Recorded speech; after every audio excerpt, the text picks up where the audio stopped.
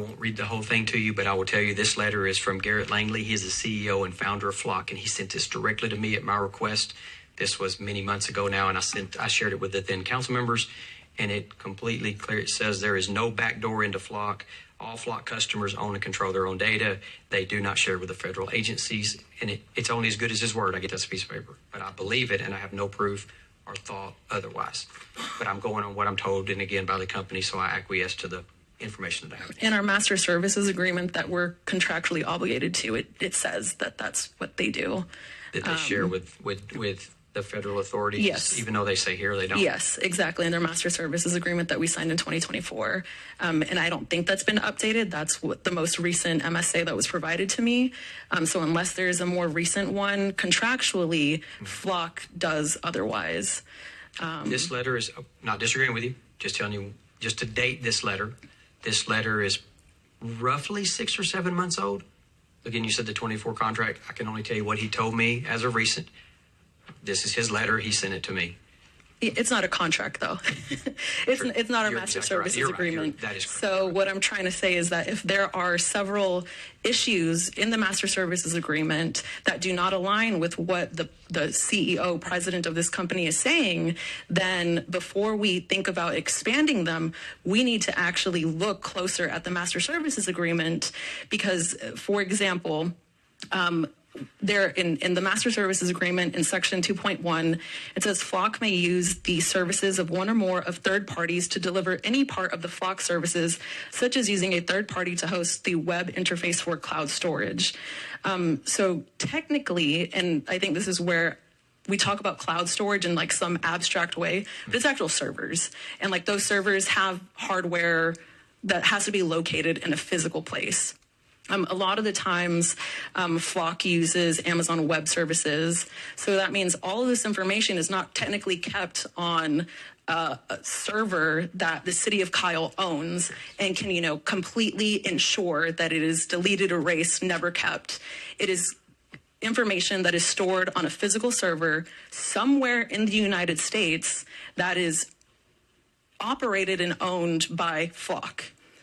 And so the idea that we own all of our data, I don't think that actually is the case per their own practices.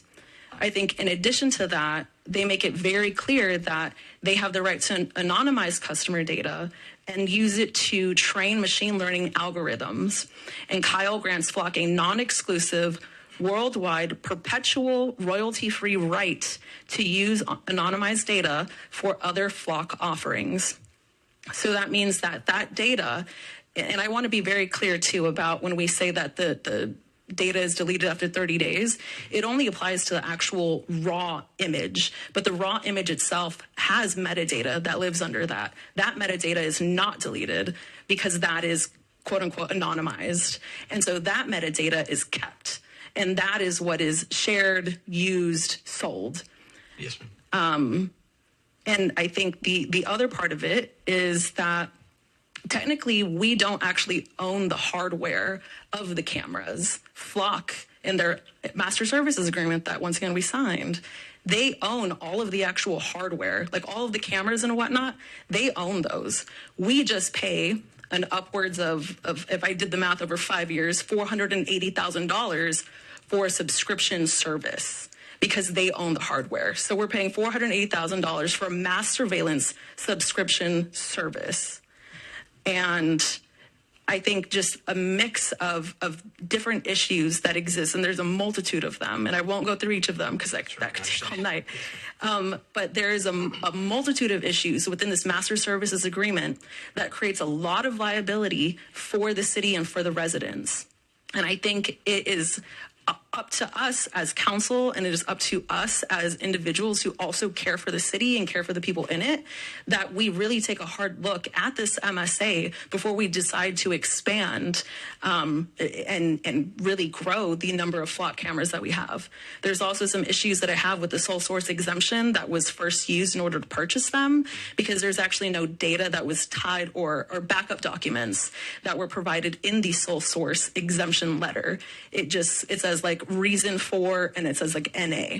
So there's no actual documentation that, at least that hasn't been provided. I don't have it, and it hasn't been provided to me on why we are not bidding out when there are a lot of other ALPR options that exist.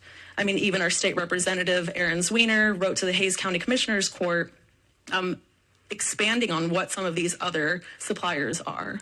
So I think that if we're running discretionary searches, which saw a 35% increase from December to January, I believe, because like I said, our own internal policy says that officers do not need suspicion. What is it?